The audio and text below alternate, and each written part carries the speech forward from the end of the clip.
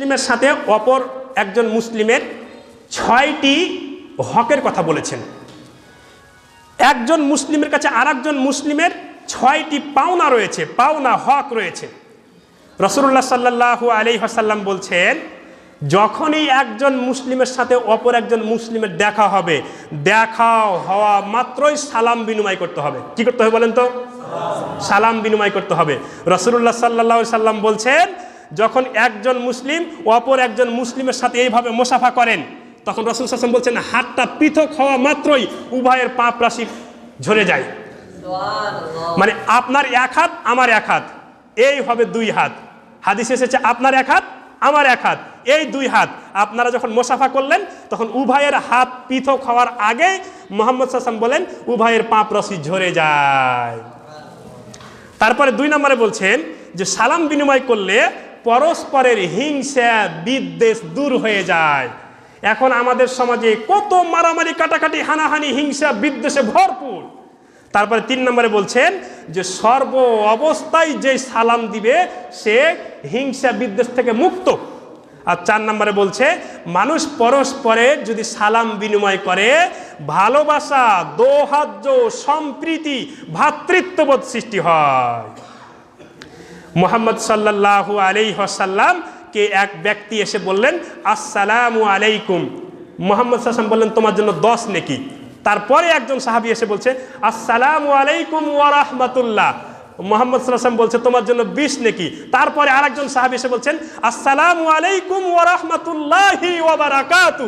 তখন মুহাম্মদ সাল্লাল্লাহু আলাইহি ওয়াসাল্লাম বলছেন তোমার জন্য 30 নেকি। সুবহানাল্লাহ। সালাম দেওয়া সুন্নাহ আর উত্তর দেওয়া হচ্ছে জরুরি, ওয়াজিব। 2 একজন মুসলমান আরেকজন মুসলমানের উপরে 6টা হক রাখে। 2 নম্বর হক হচ্ছে একজন মুসলিম আরেকজন মুসলিমকে দাওয়াত দিবে, আর দাওয়াত দিলে দাওয়াত গ্রহণ করতে হবে। আপনার একজন মুসলিম ভাই আপনাকে যদি দাওয়াত দেয়, আপনার জন্য দাওয়াত গ্রহণ করা জরুরি, দাওয়াত গ্রহণ করতেই হবে। জরুরি কোনো প্রয়োজন ওজোর ছাড়া দাওয়াত আপনাকে গ্রহণ করতেই হবে।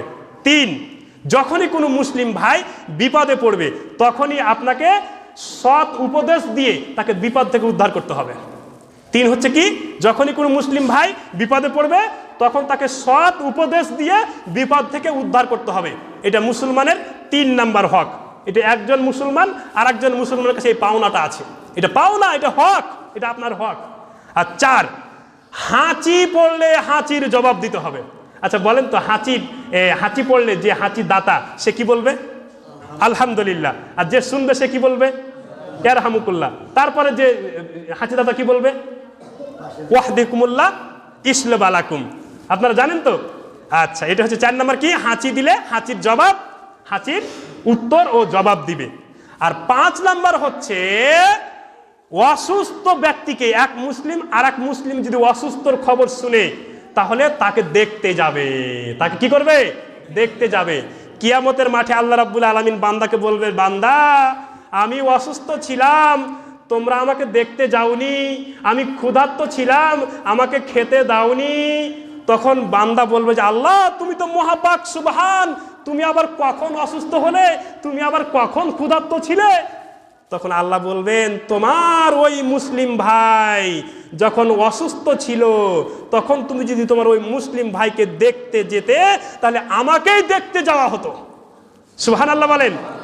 অপর একটা হাদিসের মধ্যে রয়েছে কেউ যদি কোনো অসুস্থ ব্যক্তিকে দেখতে যায় সে যতক্ষণ তার পাশে থাকে সে ততক্ষণ যেন জান্নাতের ফল আহরণ করে। সুবহানাল্লাহ বলবেন না? আর 6 যখনই কোনো ব্যক্তি মুসলিম ভাই মারা যাবে তখনই তার জানাজায় শরীক হতে হবে। কি হতে হবে? জানাজায় শরীক হতে হবে।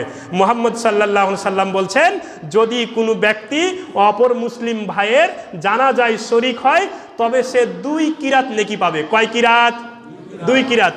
তখন সাহাবীরা জিজ্ঞেস করছে ওয়ামাল কিরাত, কিরাত কি?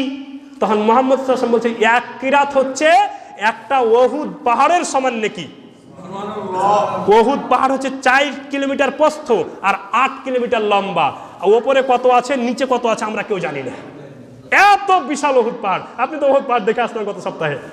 তাহলে কি ওহুদ পাহাড় সমান নেকি। কয় কিরাত? 2 কিরাত। এক জানাজায় কেউ যদি জানাজার নামাজ পড়ে তাহলে 1 কিরাত, আর কবরস্থ করা পর্যন্ত যদি থাকে তাহলে আরও 1 কিরাত, মানে কয় কিরাত? 2 উহুদ পাহাড়ের সমান নেকি। আমি আবার একটু পুনরাবৃত্তি করে দিচ্ছি। একজন মুসলিম আর একজন মুসলিমের প্রতি 6টা হক। কয়টা হক বলেন তো? 6টা হক। যখনই দেখা হবে সালাম দিতে হবে, সালামের উত্তর দিতে হবে। 2 দাওয়াত দিলে দাওয়াত গ্রহণ করতে হবে। 3 বিপদে পড়লে বিপদে সাহায্য করতে হবে এবং সৎ উপদেশ দিতে হবে। 4 হাঁচির জবাব দিতে হবে, হাঁচির উত্তর জবাব, সওয়াল জবাব করতে হবে। আর 5 অসুস্থ ব্যক্তিকে দেখতে যেতে হবে। আর 6 মৃত ব্যক্তির জানাজায় শরীক হতে হবে। এই 6টা হচ্ছে একজন মুসলিম আর একজন মুসলিমের কাছে হক পাওনা।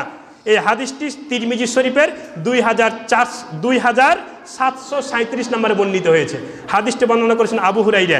একই হাদিস সহিহুল মুসলিমের 2440 নম্বরে বর্ণিত হয়েছে।